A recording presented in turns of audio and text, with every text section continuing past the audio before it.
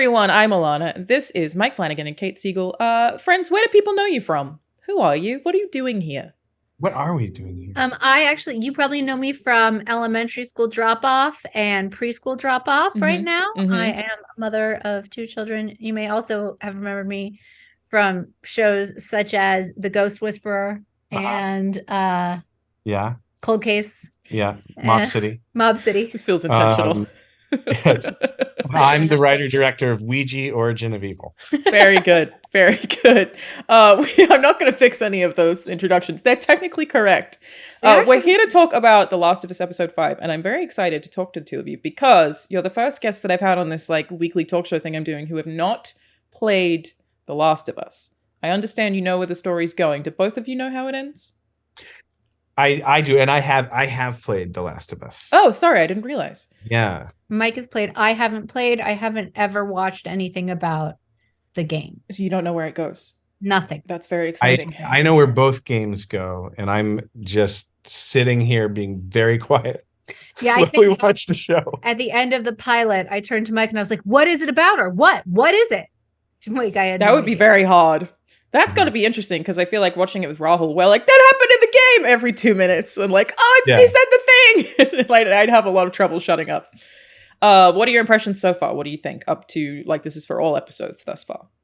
Thus far, I think it's an incredible adaptation of a game, and I think it has hit heights. Like the 3rd episode for me is such an incredible achievement, just in dramatic television, much less in game adaptation. But I think it's a remarkable example of how you can properly adapt and expand on a video game and turn it into an incredible piece of television. I think the game itself is already a work of art, and so to transfer a work of art to a different medium is not straightforward, and I think they've done as well as I've ever seen anyone do. I mean, I would say on its own, it's a standalone excellent piece of work. I would watch it as appointment TV if there was no game, if this was just it. I'm finding myself drawn to the characters and the situation. I think the cordyceps as a way into the zombie story is super cool. Genius, but yeah. I know that that's part of the game, but when that happened, I was like, this is amazing. What a great way to explain it. What a new way to address it. What a great way to design a monster. Because having fungus as a design element in a monster is great. I love Joel as a character. I love Ellie as a character. I'm really, really enjoying it. This is also the first episode where we got to see a bloater. I don't actually know if they call them that in the show, but in the game, the big tanky guy is a bloater. Did you guys expect that to happen? In episode 4, how we kind of see there's looks of a sinkhole. I feel like everybody who played the game was that's probably going to be a bloater. That's what we were expecting because that was technically due in episode 3 and it got mixed around. Did you have any expectation for there being some giant hulk of a thing popping out of the ground? Okay, great. This need to escalate the monsters to I'm assuming there's a big bad coming. There's one called the Rat King, and that's fucking amazing. And I know what a Rat King is in real life, so I can only imagine. I don't often see this escalation of monsters. It didn't take me out, but it was one of the first times that I felt like, oh right, this is a video game thing. You have to beat the next thing, and they would have to make them harder. I thought, I don't know if the clickers are supposed to be an escalation as well, and so it's supposed to be just a harder thing to beat all the time. Whereas for example, in The Walking Dead, the zombies don't get. Well, they get less effective. Yeah. The more zombified they are, eventually they're just soup. Yeah. So there's really nothing. Exactly. This is the opposite of that. So, but it did make me aware that I was watching a video game adaptation. Yeah, I think the bloaters do feel. The bloater is your first boss fight in the first game, and I guess they do feel like a boss fight in the show, but I also love while I think that is potentially a little bit silly and it is very video gamey, the new thing there was the introduction of the clicker, who is I believe a 10-year-old acrobatic.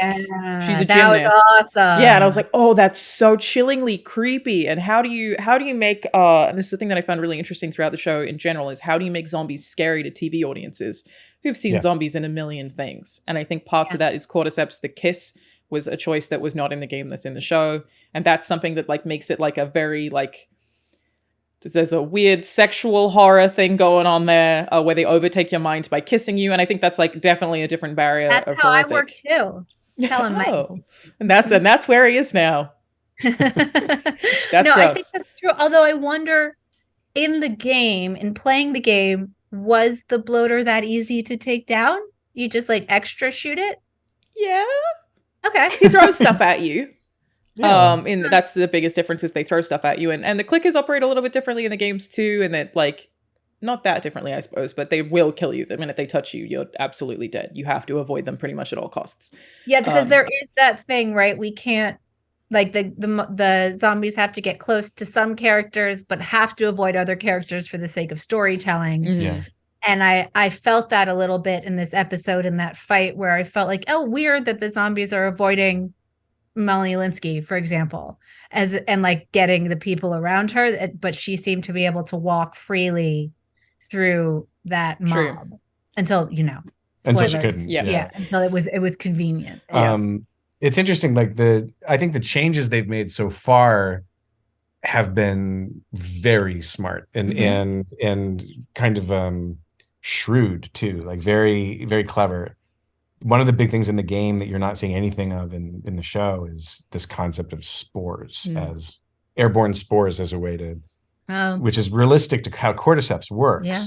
But the idea of taking your television characters and putting them in gas masks for huge stretches of important chunks of the show, not great. And I think if you're going to take that out, you're going to get some groans from the fan base and from just science nerds in general who are going to say that's a major way fungus reproduces and spreads. And you need to replace it with something that knocks out the complaint. And I think that's why the kiss is sexy kissing. Like it's like that. Just as you're starting to go, wait a second, what about this? You see this thing, and it's like, oh shit! Yeah, like never mind. Just think it's really also why rob the people of Pedro Pascal's face even more? Right? Does he need to wear a mask again? Yeah, just bury him in yet another mask. No, it's a secret way to act. He's beautiful man. Yeah, we should be allowed to see his face. Did he has COVID? Has anyone checked into that? Loves masks. No, he's safe. So he did say that he couldn't see anything through the Mandalorian helmet. He's like, I can't see shit. I think that came out like a week ago, that it's just a tiny little sight line. You can barely see anything at all. That's great. Yeah. COVID's safe, but you can't see. So I feel like episode 5 and episode 4 were really paired together as one story. Obviously, Kansas City, we're seeing more about Kathleen and her forces, the first city to overthrow Fedra successfully. How did you guys feel about the Kathleen storyline and its presence in this like little mini 2-episode arc? It's tough because anything that follows the third episode is true. Is such a high to a point. Like that episode was so phenomenal that kind of there was no way episode 4 wasn't going to feel anticlimactic compared to this complete beautiful storyline they created in 3, right? So. And how does the Kathleen in the show compare to the Kathleen we meet in the game? Are they similar in tone, attitude, and personality? Doesn't exist. Yeah, it's an invention. See, that's cool, right? I think what an interesting choice that Craig made to make it's super fun. Yeah. It's very, very fun. Different from like what we expect her to be. It's I thought more and it's kind of any zombie show is going to fall into this to an extent, but this was where the show felt to me familiar, having watched so much Walking Dead. Yeah. Where and of course, I'm not saying there's another way to get through a storyline like this, but this to me felt like, this storyline of the rebellion that overthrew the establishment and is run by someone whose agenda has been overtaken by this dehumanized kind of like a Lady Negan. Yeah, like she reminded me more of the Governor from those days of The Walking Dead. But this to me was the first time I was like, I feel where the show is never going to completely be able to step off of the train tracks of what a zombie apocalypse television show is. Yeah.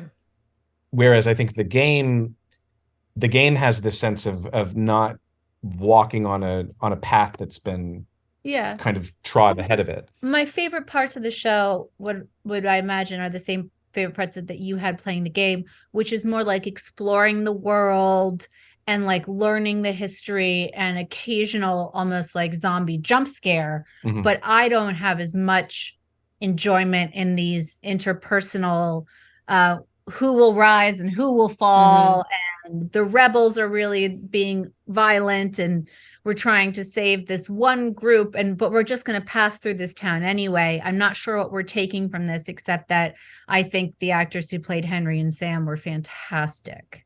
Yeah. And I will remember them. I will remember Sam turning in the night alone and how scared he must have been. I think I'm inclined to agree that like I so far for me, like I recognize that this is like expert TV making, and I keep being like, fuck do I know? But Kathleen's line has been the one that I've been the least interested in the show so far. And you're right, Mike, that it could be coming after episode 3 where we're so invested, it was hard to follow that. But I think it was definitely interesting to get more insight into how Kansas City was overtaken, because we don't get as much of that in the game. We do still have Sam and Henry. Sam is a little bit different this time around because in the show he's deaf, where he isn't in the game, and I really liked that. I think the theme there is it's 2 kids anyway. We finally actually see Ellie act like she's a child for the first time, and I feel like the real theme of episode 5 is very much about innocence and what happens to children and how we protect children. And I think that that's even echoed in the child clicker being the one to take out Kathleen. This is very much like, what does this mean for our future, and where does innocence live in this world? And it's obviously ripped from Ellie again. It was just heartbreaking. Even though the Kathleen thread I didn't love, I still feel like the end of episode 5 hit me really hard, like in a way that I was like, oh fuck. And I think that a lot of that is the performance from the actor who played Henry. I just feel like there's moments in this where I'm like, look at you, get your CW acting out here. Like they're just like, the HBO levels are just, they're so intense and raw and emotional, and like it's so brutal to watch that, like the Ellie's reaction as well. I think for all of the things that maybe didn't have climax to me throughout that episode, the ending was just, it still had a massive gut punch because those 2 actors are so fantastic. I would have loved to see a version of it that focused more on the children and the innocence and that underground school. Yeah. That's so interesting. Something that was there. Like I know it, not every episode can be episode 3, and we can't have bottle episodes every episode, but it would have been nice to have it. I agree with you now, hearing you talk about it. It's a very interesting and correct point of view that it's an episode about innocence. Yes, you're very smart. I appreciate that. Thanks. This is crazy. Oh, wow. Thank you. Didn't even I'll pay for that later. How is that working for you on the internet? It's been great. It's been really great. Yeah. Thanks for asking. But I wish that they had leaned in a bit more to that, as opposed to feeling like they had to have big set pieces of lots of people fighting and entire storage units of people getting shot. And I get that that's the opposite of the loss of innocence, but I think there would maybe been, more to be done there. But I think you're right. I think maybe that made those tiny moments between Henry and Sam that much stronger and that much more powerful. And I'm just really enamored with the show. I think a lot of these things are also mirrors, right? Of like seeing how Sam and Henry are, or how Henry treats Sam, is still on a journey of reflection for how Joel should be treating Ellie, because I feel like he is still slowly edging towards this fatherly role that actually kind of comes in much sooner in the game, I think. So how do you feel about the way that their relationship is developing across the 5 really episodes? Fucking around, eh? Fucking around to find out. What could go wrong? But yeah, how are you feeling about that? I love it. I want it to stretch as long as possible. I love a distant father figure. And I think Pedro Pascal is a genius. And I think what he does so clearly shows the beating heart at the center of this man, which is why Ellie sticks around. Because I think if he was outwardly fatherly to the way that she's playing the character, I think that Ellie would have run. I don't think Ellie could have taken that much vulnerability or intimacy or paternal energy. I think this is exactly the Joel that she needs. Interesting take. Yeah. I hadn't thought about it that way. Mike, how about you? How do you feel about the pace at which they are developing the relationship between those 2 characters that's really the core of the universe? I think that the pace makes enormous sense given the trajectory of a season of TV. I thought it was pretty pitch perfect in the game. Yeah. For very different. But for the, you know, the experiential gameplay time that you have there is going to be different, you know, than what's going to make it into the show. So I trust this creative team implicitly. Mm-hmm. I think it's giving the actors, you know, it's meeting out kind of the arc over the course of the season in a way that seems to be making sense for the performances in a good way. Yeah, I think they're being well guided. You know, it's is it 8 episodes or 10? Do we know? Are we halfway through? I think it's 9. We're over halfway 9. Now. Let me double check. Yeah, I think it feels right. It's, you know, I'm having an interesting experience because I've played the game, but I haven't played the entire game. I've watched the entire game though. Gotcha. So you know the full story. I know the whole story. I've seen all the cutscenes. And you know, I've had the experience of playing a good amount of the first half of it. But then I watched someone else play, and even watching someone else play the game is like watching the best. I used to, like, years ago, I was saying it's the best zombie movie I've ever seen was watching someone else play that game. Totally. Yeah. And I know everything. I've played part 2. So, you know, I know a lot about where this is ultimately going. I do know the big thing. Like, you know the big thing. I do. Well, because I like to watch TV in a community aspect. So I tend to go on Reddit and talk about what's happening each episode. And so, yeah, I know. Well, are we allowed to, we can say the big thing? We can't say the big thing. No, I wouldn't. We've had spoilers for everyone else I've had is talking about the game the whole way, though I haven't actually ever said what the ending is. So just avoid saying what the ending is. Great. Okay. Are you talking about the big thing in part 1 or part 2? She's talking about part 2. Yeah, the beginning of part 2. Okay, yeah. So I think the part 2 one is a one that I found very interesting to like analyze this from the perspective of like, what do you change in a TV show for this game that I agree is like very well written and a very good movie, really. Yeah. But there are things that have to change. There are some things that I think have to change because some of them are too video gamey and thus a little bit silly. Like the first time you shoot a bloater really is really like silly. It's in a school. It's a really cool scene. But I think in a TV show, it's just going to pull people out of the tension. Whereas what I think they did here was make sure while that did show up, and I do agree with you, Kate, that it does feel video gamey. Not that that's a negative. I fucking love video games. It doesn't, like, it's definitely still layered in a lot of tension. I think that whole point, because you're still seeing, like, from Joel's perspective, sniping up in the tower, and you're watching Ellie and watching Sam and Henry, obviously, who we're going to care about very quickly. So there's still a ton of tension in that. But some of the things that I think are interesting when it leads to changes for the things that happen in part 2 is I feel like they've made Ellie preemptively a little bit harsher. I think she's a lot harsher than she is in the game. And I think that some of that needs to sort of happen to make a TV audience okay with certain things. Yeah. Because it's definitely a different audience, especially when, by virtue of playing a video game, you have so much empathy for Ellie. You are protecting Ellie, not Joel. You're not watching Joel do something. You yourself feel like you're responsible for her. So you have that connection straight away. You don't need to save the cat. You have this girl who needs your help to survive. And so you're like, okay, well, I'm going to care about you. So that connection happened really quickly. Whereas, again, in the show, it's slower. She's a bit more brutal. I think Joel is also a lot colder initially, which is like you said, I have so much faith in this creative team too, but it's got to take a little bit of an arc for them to like get super close. The puns helped.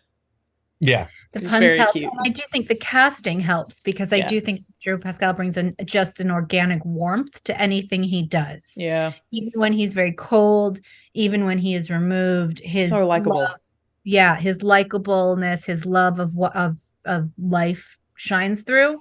And so you see what this, zombie apocalypse has done to him as a person.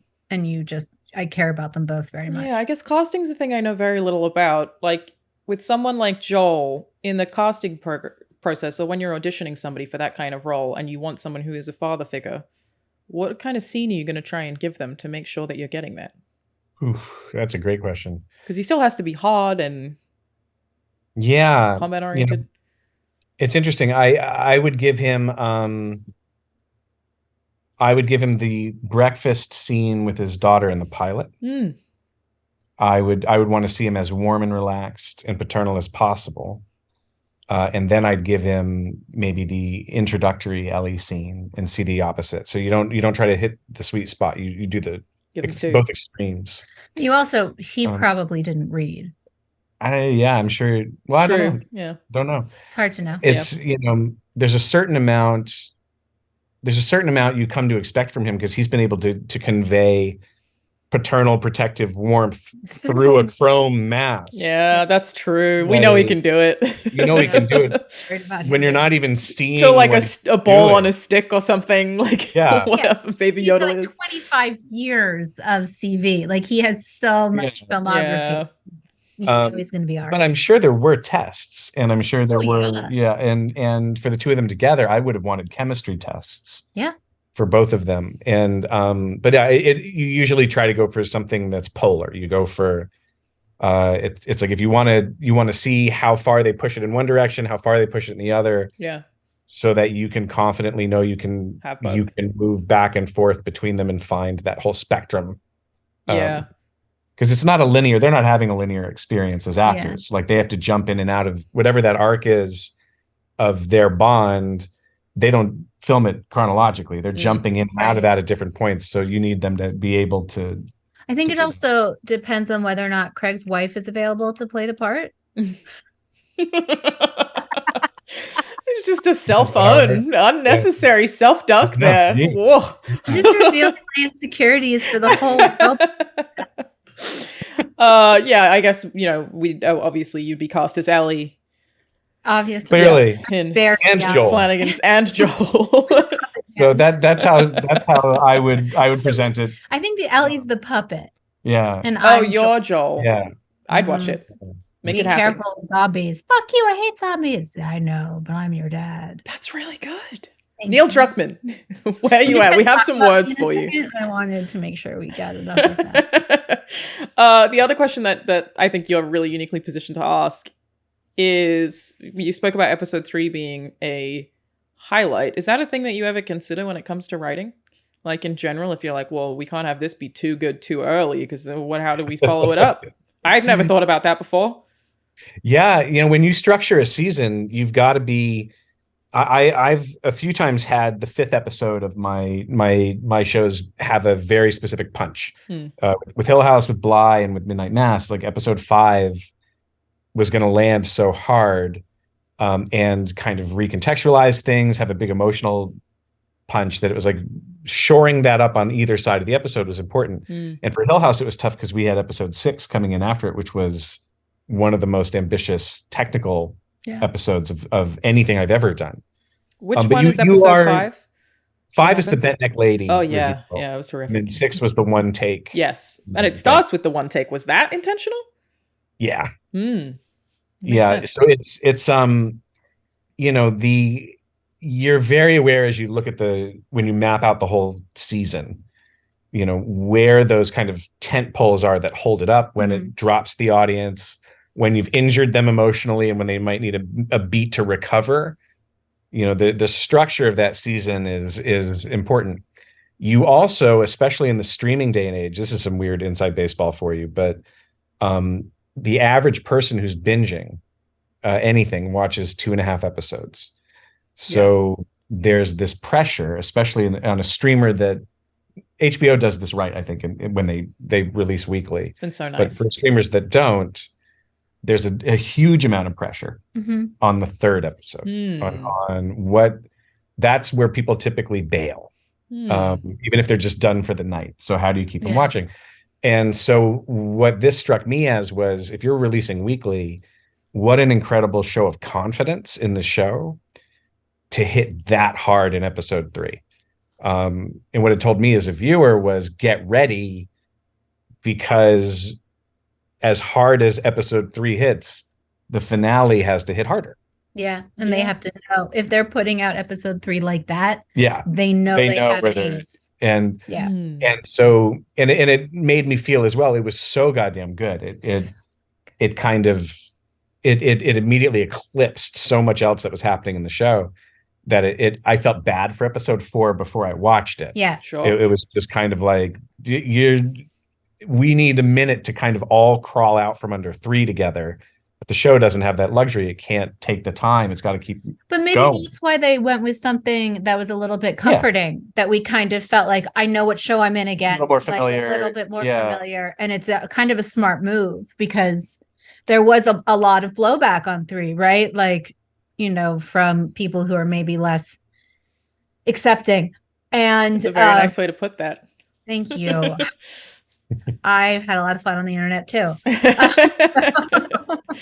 But like having something like 4 and 5 to kind of get us back under our feet. Don't worry, there will be bloaters. Don't worry, there will be zombies again. Like, we're not just doing this every week. Maybe that was something of a balance that's interesting. Yeah, I think there's also something interesting in like even if it's comforting, it's also a yank. Like we deal with Tess dying, which I feel like should matter to Joel a whole lot. And then he's immediately confronted with finding out somebody else died for the person they loved. And both of these people are like, hey, here's this task.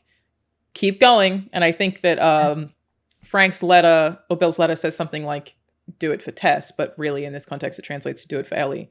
So he's immediately just pulled straight into, here's the next thing, keep going. And it's very rough for Joel. And that gives us that like uncomfortable momentum at the same time, especially when it comes to Ellie actually shooting somebody. Does she? Yes, she shoots them for the first time as well. And how he deals with that as a dad and then finally oh my God, whoever that actor was, that performance. Killed it again. Damn. After he got shot when he was just begging for his mom, that just fucking gutted. And they can't do that in video games because then you wouldn't be willing to continue. That's one of the things that you can like really amp up in the show because we don't have to participate. If you did that in the game, it'd be like, I'm not going to shoot anyone else. Like, that's horrible. I'm not going to do that. I would be like, but it was really great. And time again, we're confronted with Joel as truly a cold-blooded killer. Yeah. And I think that's very important as opposed to, I think the actress's name is Bella, who plays Ellie.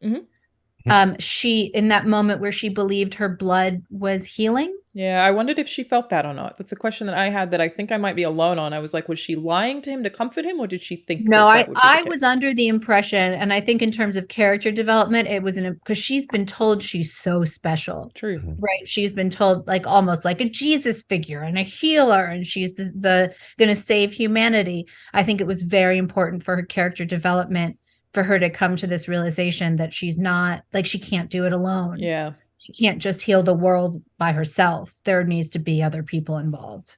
And I think we'll see a more community-minded Ellie from that point forward. I suppose she's pretty selfish previously. She hasn't really listened to a lot of Joel's instructions. Yeah, that I hadn't even thought about it, that you're probably right. That's like a moment for her to realize that she can't just do everything, and obviously leaving the note, I'm sorry, at the end. Because she didn't fix it, even though she's been told she thought she had. No, she wouldn't have gone to sleep. Yeah, she went to sleep because she thought he was fine. I see, again, because she fell asleep on the chair, I assume she fell asleep by accident. I wasn't sure. But you're probably right. My consensus seems to be the one that like most people didn't have. My takeaway was that I was like, I don't know if she thought that it would work, because I thought it was very sweet if she didn't think it would. If she had had the gun in her hand, I might have felt like she was preparing. She knew that she was lying, but I think I read it that she wasn't prepared. Yeah. But if she'd had the gun in her hand, then she's way more calculated. Well, yeah, she's way more Daryl on The Walking Dead than a teenage girl. Where's her motorcycle? Any minute now. I think there's also like, I'm not sure if I keep drawing these parallels, but I felt with the Kathleen sort of subplot, part of it could be that it's showing us immediately after episode 3 an alternate world, right? So like for these 2 episodes that are like, I really feel like 4 was just a bridge for 5. It's a 2-parter. Episode 3 is what happens when 2 people just become recluses and fall in love. Episode 5 is what happens when somebody, instead of accepting the circumstances, goes full revenge mode, and it causes pure chaos. And where does Joel line up in that? Like, which one of these things is he going to come to terms with, where his relationship with Ellie is concerned, or even where his relationship with Tess is concerned? And I feel like probably as we get towards the end of the show, we might reflect a little bit differently on how Kathleen handled things versus how Joel might handle things. In the show, the series, in my opinion, really is about love between 2 people, family, whatever. It's about love. And if it's, Kathleen did that because somebody died, her brother, I think it is, then what would Joel do for somebody being killed by Fedra or being taken away from Fedra? Well, let me correct you. The show is about zombies, Alanah. That's not right. There are also zombies. Who was the asshole who put that up on? Did you see that on the Twitter's versus? No, what was this? Well, I want to say it was like Ben Shapiro or someone like that who that was tracks. Like, yeah, who was like, it's a zombie show. You know, why are we wasting all this time with this? It was Ben Shapiro. This woke love story when it's a zombie show, and it's like, it's not a zombie show. It's not a zombie show. I just God damn it. I don't think it's a zombie show at all. Yeah. No. There's no such thing as a zombie show. I agree. They never are. Zombie show is fucking boring. Oh my God. I want a zombie sitcom though, where it is a zombie show, where it's about zombies like at home. It's called iZombie. Right. Oh, hey! Burn. You can't tell him I never have That's like the whole thing. I know. He sent. I text him that you haven't watched it at least twice a week. Put the time, like the effort into giving me a list of the episodes I should watch. But they're all just going to be episodes he's in, so you won't really get a gist of the show. Anyway. I thought he was in every episode, isn't he? Like he probably is. It'll be episodes he's good in. So like maybe one. And then he's getting dragged, and he's not even here. No, poor Coley. He's doing ADR right now. I think the thing is though, there's no such thing as a zombie show, because you cannot make a show about a zombie, because a zombie is not interesting. No, zombie. There's no arc. There's no story. Yeah. Every zombie story, every zombie movie is about the people. Every single one. Mm-hmm. And like this whole it's a zombie show. Get off this love story. It's like that whole attitude makes me so angry just as a horror fan. Well, yeah, I mean, other than also as a person, but just kind of like. Yeah, I agree. No, none of these. This is not a zombie show. The Walking Dead is not a zombie show. No, I mean, if Ben Shapiro had his way, we'd all be watching Outer Banks. I don't even know if he's the one who said it. I think he was, but if he wasn't, I'm happy to have him take the blame. It's fine. Yeah, if not, I'm just like, fuck it, I don't take care. that, Ben Shapiro.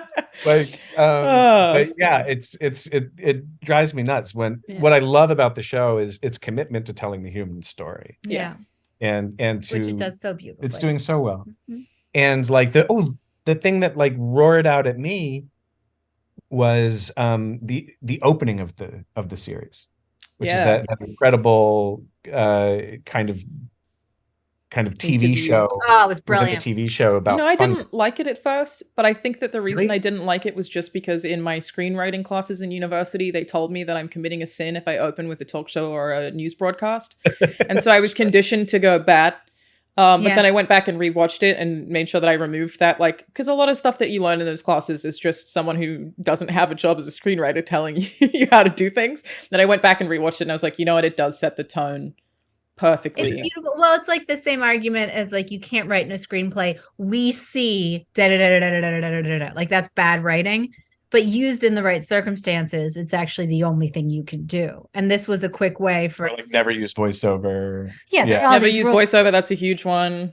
Yeah, but this is very much like in all art forms, know the rules so you know when to break the rules. Right. Yeah, but they'd still give you a D on the screenplay in university. Yeah. Sure, they would have so much fun giving you a D in university. I'm really glad I don't have to turn in my scripts for grading. You do to me. Except for through Kate. I think my grading has more to do with presents and bribing the teacher. Where were you when I was at the Queensland University of Technology? I once got fired from being an SAT prep teacher because I didn't take it seriously enough. Literally, the kids told on me. Well, the cell phones today are like off the charts. No, but is there anything else you'd like to share? Honestly, I'm proud of that. No, that's actually amazing. I'm proud of letting those children down. No, she was stopping them from having pressure. Arbitrary pressure. No, you did the right thing. It's not a big deal. I'm going to teach you some tips and tricks here, but let's all try not to freak out. Da, da, da, da, da. And literally, I got a call the next day, and they're like, you don't have to go back. They don't think you're taking I respect it a lot. No, I love it. It's the human story. If there were zombies there, the same thing would have happened. 100%. I would have been like, stop studying for your SATs. There were zombies here. We see Kate Siegel. We see zombies. We see the teacher. D. As creatives, the both of you writing your screenplay as you are right now, what are some things that you think you can do to avoid cliches where the zombie media is concerned? Because I feel like that's got to be a struggle. What do you lean into and what do you avoid? And how has The Last of Us tackled those things? It's so challenging. Yeah. Whenever you're dealing with a specific kind of subgenre, everything's been done is how it feels. And so like the best thing to do is be as educated as possible, which means if you're going to write a zombie show, you need to have watched as many zombie movies and shows as you possibly can, just to understand what's been done. What is the cliche? Why is it a cliche? How can you subvert those expectations? And a huge amount of that just comes from understanding the genre that you're dealing in a very real way, being a good viewer. I think The Last of Us, the game already had an enormous level of invention. The game was inspired and was very smart about what cliches to embrace, because you're expected to deliver certain things if you're a zombie story, and which ones to invert and to surprise with. Like, the game already laid a lot of that out. And I think, with Craig at the helm of the show, he's approaching it from a completely different perspective and adding a new layer of invention on top of the successful invention that was already there. When we are working, trying to figure out what conventions to embrace and which ones to try to subvert is kind of the work of the writer's room. It's kind of discussions, where so much of the development is. Yeah, and I would say I can only really answer this one from the actor point of view, which is that I've played a lot of you wrote on Hush as well, right? I did write on Hush, but there wasn't like that's cliche. But we were dealing with the slasher conventions. Yeah, I think what you have to do is ask yourself over and over again, what would a person do? Yeah.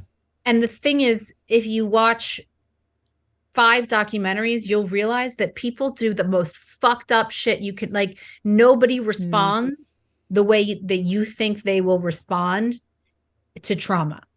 And so what I liked to do in Hush, and what I like to do, like when we did a vampire show, when we did a ghost story, is I would start with playing the world's worst choice. Like, what if the first time you're confronted with something, you burst out laughing? Or like when you think somebody would stand and fight, they turn and run. Or what if the solution is right in front of their face? Like, really trying to play the opposite and find the human choice. I watched, like, there's this documentary called Dear Zachary, which I reference a lot in my acting stuff, which is that it goes in places you would have never thought, because people do things you wouldn't imagine. And so you can't write that. You can't write it. And I guess when you're acting and you pick the most obvious choice, it's usually the one that you're picking because you've seen other movies and TV shows do it, rather than because humans do it. Yeah. And so, and this is where they talk about things like your life can't be acting. Like, you need to go out in the world and have experiences where you're scared, or when you're shocked, or like when we all went to Halloween Horror Nights, I spent a lot of time just like tracking what I actually did when I was afraid. And none of it could make it on camera because I screamed like a small child and then giggled. Like, it just, none of it would have worked in the moment, but it was amazing to me what people actually did when they're startled or scared, as opposed to how we would perform that moment on camera. So it's a lot of trying to strip away what you've already seen, but you need to have watched it, which is why I think the casting of Melanie Lynskey was a brilliant choice. That this idea that let's see if we can find somebody the opposite of what we thought this character should be. Yeah, people had some strong opinions on her casting.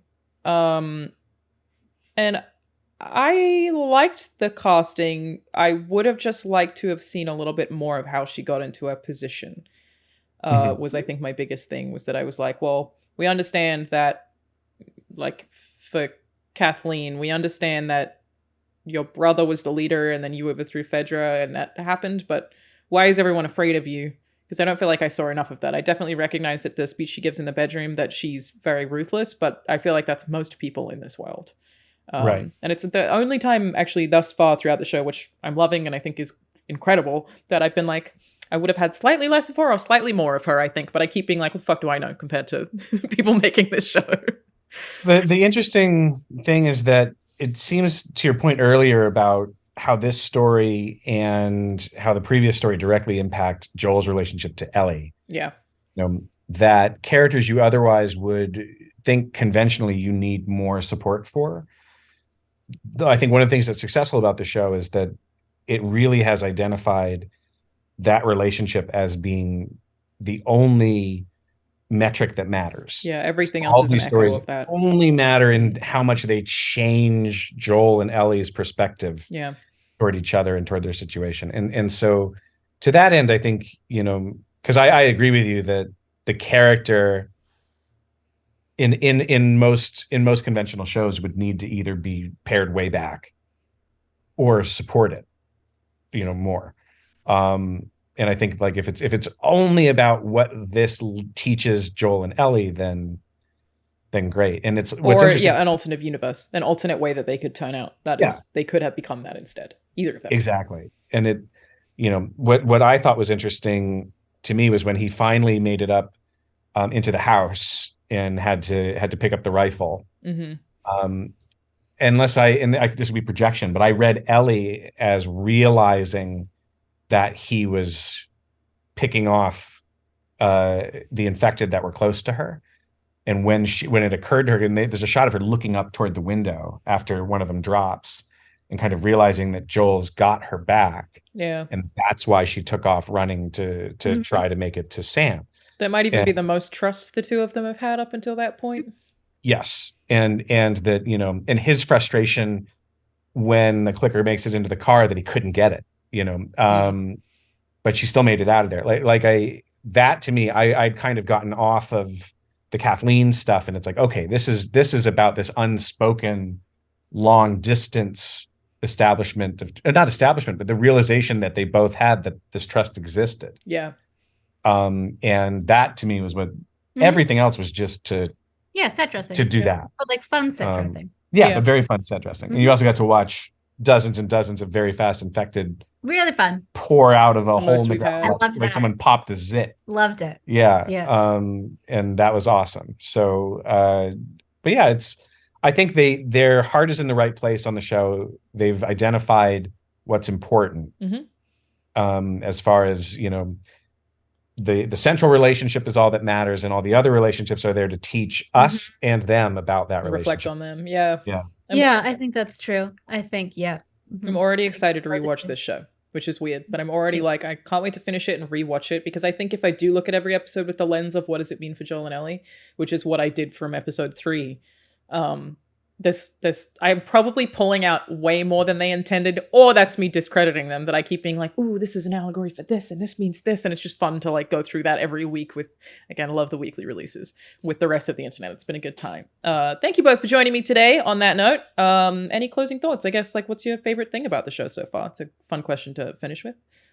What do you like most about it? I'm really enjoying Bella's performance as Ellie. I think it is unique, and it's nothing I've ever seen before from a young actor in terms of the way she's approaching the character and the secrets she's keeping and the choices she's making. You don't see a lot of young actors making those choices. You don't see a lot of adult actors making those choices. And I'm always surprised by everything she does. I was a fan of hers back in Game of Thrones. And so it's great to see her continue that journey. I view the show very much as this incredible victory lap for two things that are so commonly maligned: video games and the horror genre. Oh yeah, fuck y'all. Which are underestimated and routinely kind of dismissed. And so I'm enjoying watching the total like double-fisted middle finger victory lap on behalf of video games and horror. And having this huge prestige audience being just fawning over it. That makes me so happy. Can I have a second take, and then will you edit my answer first? No, it doesn't work like that. I mean, I can, if you really want. Cool. What's the second take? My second take is, you know what I love is I'm viewing the show as a victory lap of two things that are generally maligned in this space, which is video games and the horror community. That's really smart. I really just like feel like it's two middle fingers up. Fuck you, everybody. We're better than you, and you know it. Wow, that's super insightful. Yeah, I've never had anyone say that before, but you're You right. get like past the end zone and kind of up the bleachers there, but fuck you, literally everybody. Yeah. Great. I saw a really interesting meme that was like, if you hate everybody, have a snack. If you think everybody hates you, take a nap. And if you think everybody hates everybody, go outside. So I guess I need a nap. That's very good. Yeah. You should go take a nap. Thank you both for joining me. Where can people find you, and what are you up to at the moment? Oh, where can they find us? On the social medias. Yes, I'm at K8. Oh, wait, Kate Siegel official on Instagram. It's where I'm the most active. And I'm on Twitter, Instagram, TikTok, and the Facebook under at Flanagan Film, all one word. Cool. And we're up to waiting for our new show, The Fall of the House of Usher, to be released later this year. There's no date on it yet, but we're in post-production. We're picture locked. We're dealing with visual effects and music, all the last minute stuff to just get it done. And we're just so excited for the world to see that show and hope it's fractionally as good as the show we're discussing today. Yes, we dream of that. Can't wait to see it. All right. Thanks for joining me. I'll see you next week, everybody. Bye.